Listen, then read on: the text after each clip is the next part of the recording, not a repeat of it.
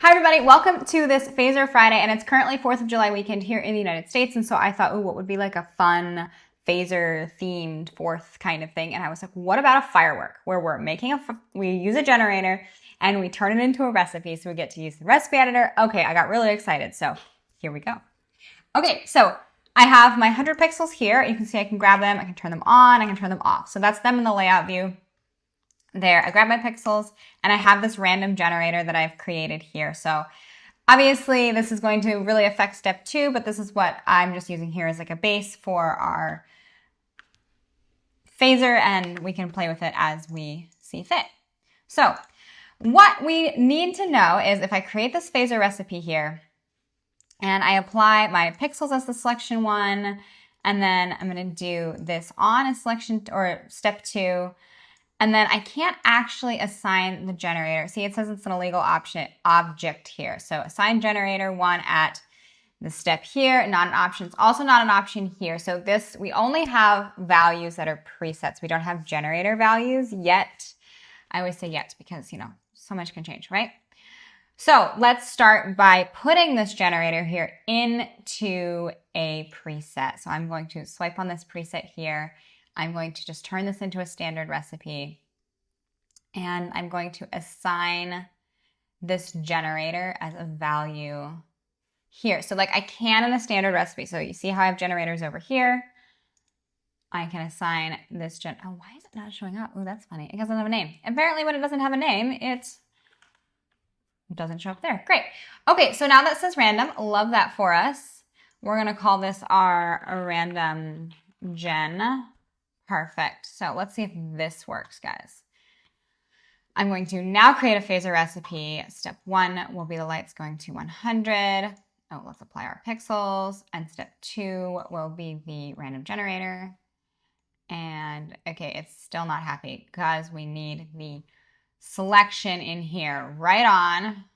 I am tracking. There we go. Now it's happy. Okay.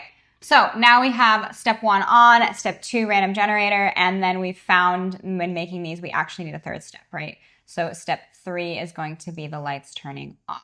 Okay, so now on, random, off. This is looking pretty good. Kind of, not fireworky yet. Let's change our phase to 0 through 360, our favorite number. Yeah, okay, now we're getting somewhere, guys. Now, I like to go and start by messing with Actually, I like to just change all of the steps to a snap, right? Now I can see exactly like the width and the timing of like how long every step is. I know I want step 1 to be a lot smaller. So let's swing on over here to the curve. And now that changes this bottom section that we've talked about in other videos here. And let's change the width of step 1 to maybe 20%. Yeah. And then I may add a little transition so it like, oh, not the transition on. Well, I want that to be 0. I want the transition off to the kind of fade into that firework a little bit so it like blends a little bit better. And then same with the firework too. I'm going to add that same transition value here. So let's click on this step here. So we're looking at into step 3. Actually, no, I think we want into step 1. There we go. Yeah, so we get a little fade into step 1 here. Love that for us.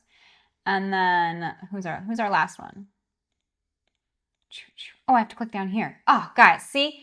Keep forgetting this. Click here to see steps 1 and 2. See how it's like grayed here? And now I know this is step 1 and this is step 2. If I click here, clicking up here just like doesn't change it apparently. That's what I was trying to do a second ago.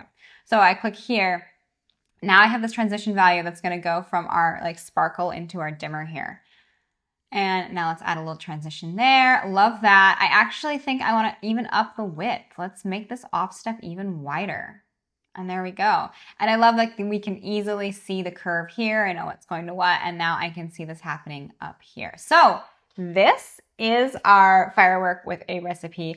So I could now store this into a queue if I so desired. And now because this is in my programmer, I can simply store this sequence here. And when I select it, you will see that this information here, let's turn on show recipes for the sequence because it's not on. Now all of this recipe information is right here in the queue. And now if we want to take this one step further just so we can see, okay, well, how would I edit it? How would I put it back in the programmer? Oh my goodness, I'm so happy you asked. So I have this sequence selected. Great, I know that's Q1. So I'm going to say edit Q1, boom. And now it pulled that cue back into the programmer, including pulling the recipe line back into the recipe editor. So I love this option here because then I can go in and say, maybe I don't want this transition value like this. Maybe I want this to snap. And then I can update the cue, and now that updated it in the sequence. So anyway, I hope that wasn't too much of a whirlwind and that helps you get really started with making your firework recipe lines in MA3. So see you next time.